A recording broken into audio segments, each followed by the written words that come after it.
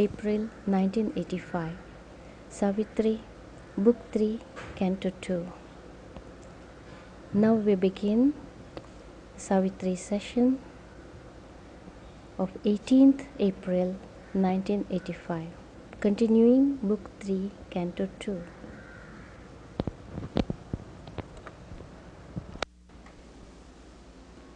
After describing the overwhelming experience of Ashwapati with the absolute stillness at the gates of the transcendent, the poet observed that that's not the ultimate. It was only a step into eternity, a threshold into something greater still. He continues, an eye has opened upon timelessness. Infinity takes back the forms it gave. Ashwapati has had a glimpse of eternity, that is timelessness, and all the forms thrown out from the infinite have been, as it were, taken back, and they lose their sense of reality. And through God's darkness or His naked light, His million rays return into the sun. Mother once observed how the supramental sun strikes at the first instance as dark, and she explained that it is so dazzling that the sight just staggers and you see only darkness. That is what he says here. Through God's darkness or His naked light, His million rays return into the sun. The million rays that emanated from the sun have returned. And then he observes there is a zero sign of the Supreme. There are so many signs that point to the Supreme, but there is opulence, infinity, innumerable, and so on. But here there is a zero sign of the Supreme, because the Supreme exceeds all that can be formulated. It is described as a zero. All that is experienced, all that is visible is not adequate to contain what the Supreme signifies. Nature, left nude and still, uncovers God. When nature is denuded of the multiplicity of forms and creations, when it appears to stand still, then you discover God. through nature, but inner grandiose nothingness, all is there. In that impressive nothingness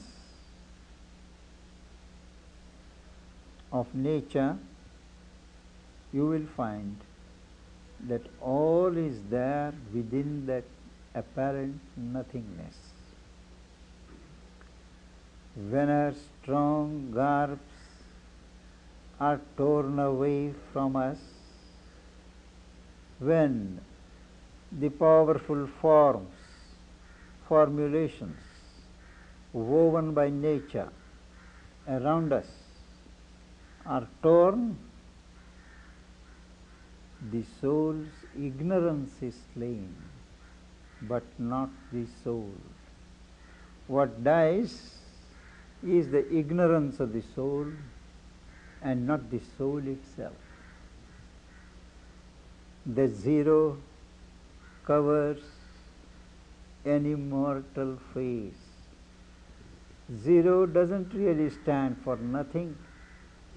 Zero doesn't signify emptiness, but there is the face of the immortal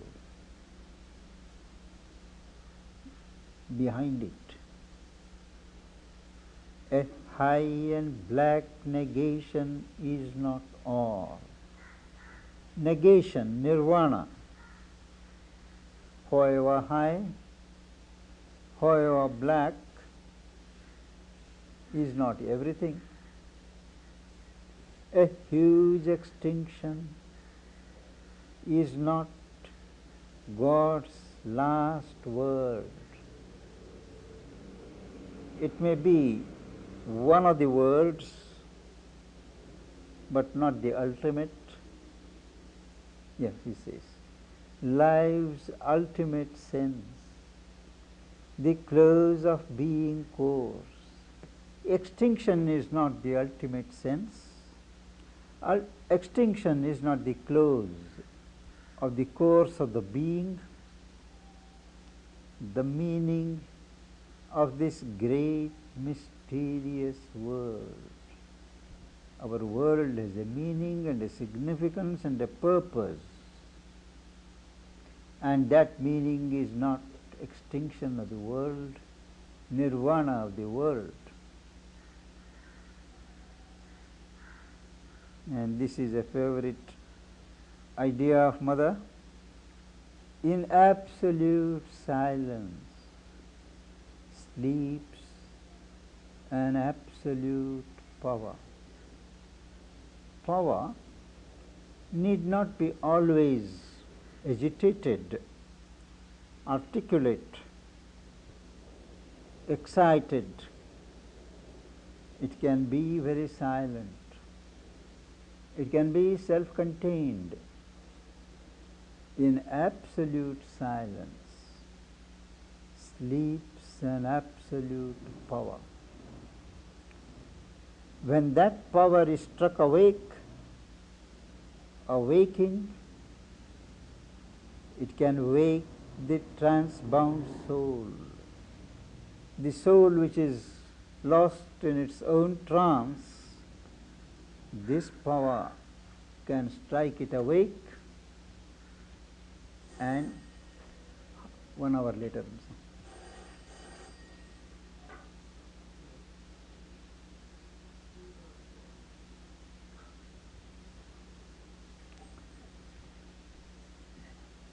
And in the ray reveal the parent sun.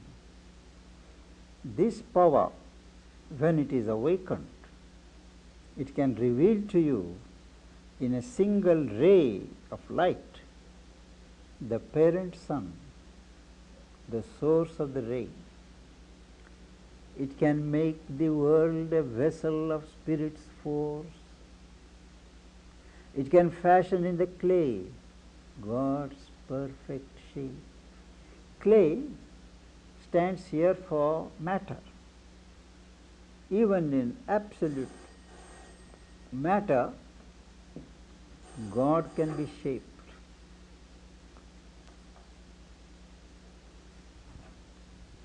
not any way, but a perfect shape can be assumed by God in clay, in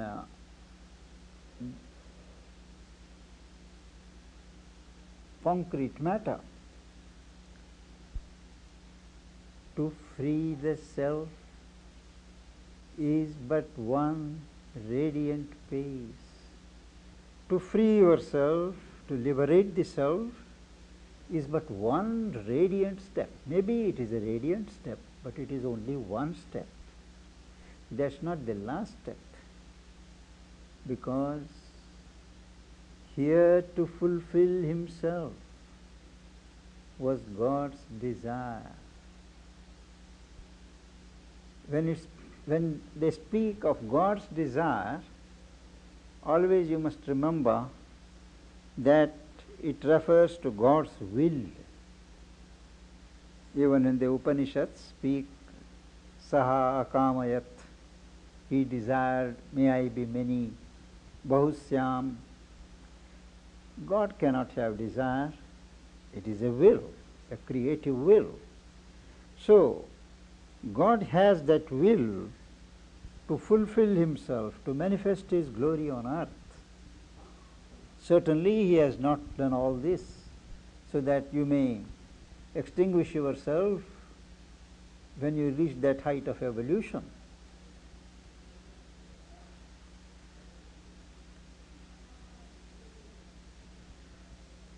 After describing what has happened, he continues, even while he stood on being's naked edge, because the being looked like dissolving itself, because the form is very supple, about to dissolve.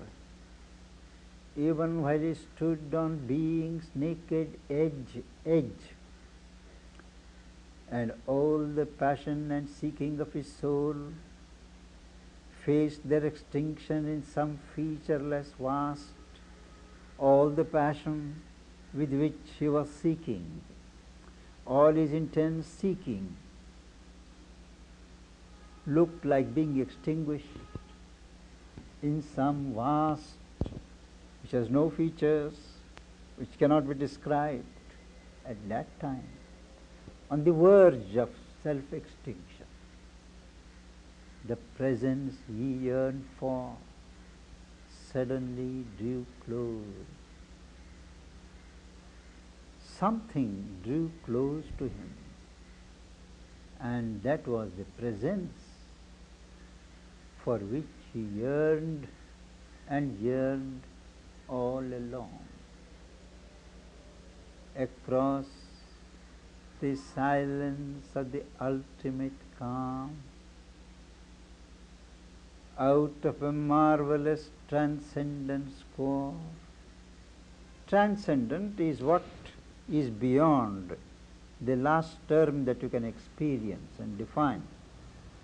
Now, out of the center, the secret core of that marvelous transcendent reality, a body of wonder and translucency. Translucent. What transmits light without being transparent? A body of wonder and translucency, as if a sweet, mystic summary of herself, as if what is seen, what is felt as a presence, is a mystic, unanalyzable summation of herself, exuding sweetness, escaping into the original bliss, had come enlarged out of eternity. This body seems to have come enlarged out of eternity. Someone, he cannot yet fix, someone came, infinite, and absolute, a being of wisdom, power and delight. Even as a mother draws her child to her arms, took to her breast nature and world and soul. This presence which he feels, this body of wonder which he aspires, this being of wisdom, power and delight, embraces, takes to her breast all that is manifest, nature, world and soul. All the three terms of manifestation, man, world and nature. She takes it to her breast, abolishing the signless emptiness, the featureless emptiness which reigned till now. That is abolished, breaking the vacancy and voiceless hush. There was that dumb, mute hush which is now broken. That sense of vacancy, emptiness is no longer there, piercing the limitless, unknowable into the liberty of the motionless depths. A beautiful and felicitous luster stole. This is the main sentence. A beautiful and felicitous, making quietly happy, luster, light, stole, gently came. And as it came, abolishing the signless emptiness, piercing the limitless unknowable, into the liberty of the motionless depths, a beautiful and felicitous luster stole, and that luster imaged itself, took the form of a surprising beam of light, and built a golden passage to his heart. That beam of light comes and touches his heart, building a golden passage between the transcendence and himself.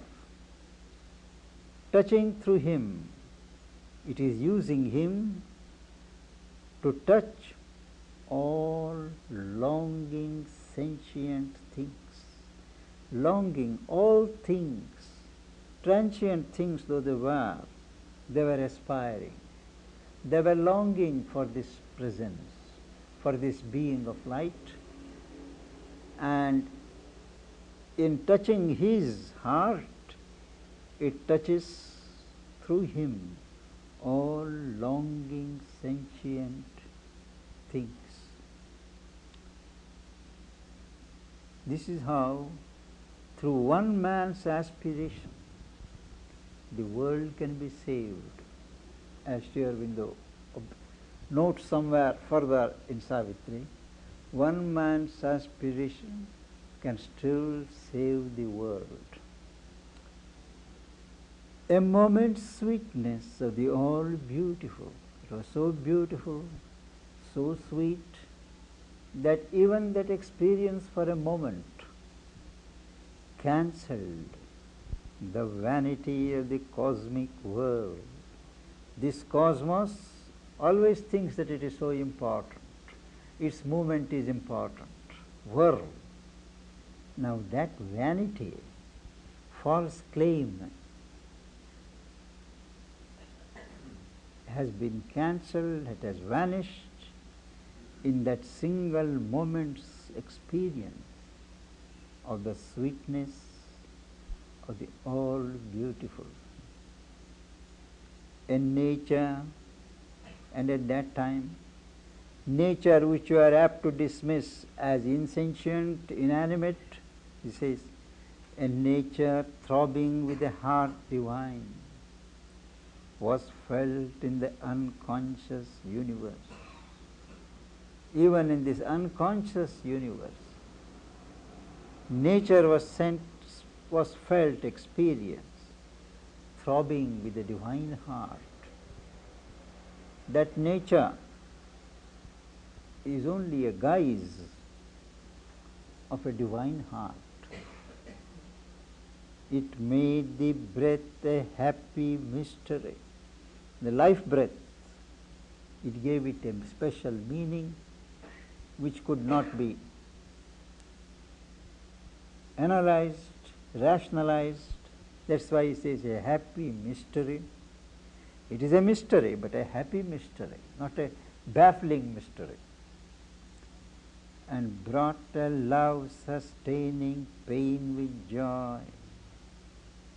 It brought into this nature a love which made joy bearable, made pain bearable with the joy that it brought. A love that bore the cross of pain with joy. It brought a love that makes it possible to bear with joy the cross of pain, a distant allusion to the cross borne by Jesus. Eudemonized the sorrow of the world. Eudemonized means there is a philosophy saying, justifying ethics, morality, good behavior, because ultimately it will bring happiness. So the sorrow of the world is justified, is sanctioned, because ultimately it will bring some happiness. So this approach is called eudemonizing. Eudemonized the sorrow of the world,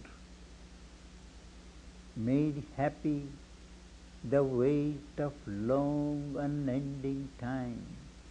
For us in ignorance, time appears to be long, endless, and it oppresses us with its weight.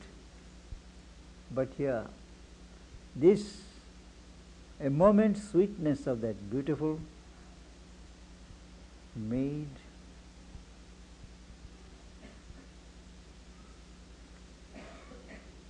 that weight of unending time something happy. The secret court of God's felicity. One could experience the secret truth of the felicity of God, affirming in life a hidden ecstasy. It held the spirit to its miraculous course.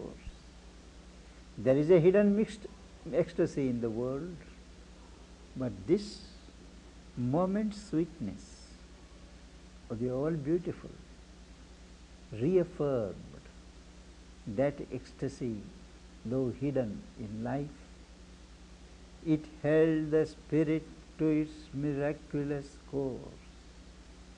It directed the spirit in its movement towards its miraculous course. Course is a movement towards a certain end, carrying immortal values to the hours, giving the sense of infinity, immortality to hours which die. It justified the labor of the suns, justified the cosmic labor of the many suns who shine incessantly on the different horizons. Because all this happened because for one was there, supreme behind the God. God here is the creator, the creative, the manifesting Godhead. But behind him, behind that God, there was one somebody supreme behind that God. A mother might brooded upon the world, a mother power, a mother strength, a Shakti brooded, dwelt upon in itself, upon the world, not away from the world, but upon the world. A consciousness revealed its marvelous front, transcending all that is. Consciousness reveals its wonderful front appearance, transcending all that is, standing above everything, but mind you, denying none, accepting everything, and still beyonding it. Imperishable above our fallen heads. His head is prostrate, prone. Imperishable above our fallen heads, fallen at our feet.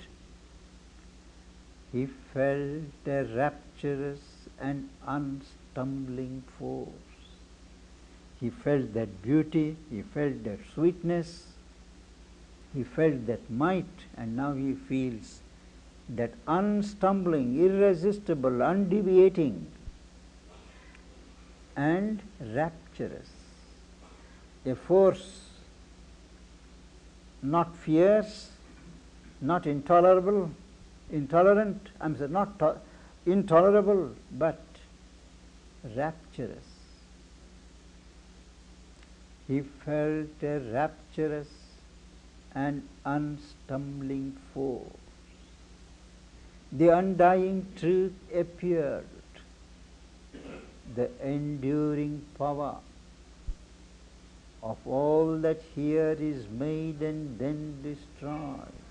All things in this world are made and then destroyed, and of them the essential truth, the undying truth,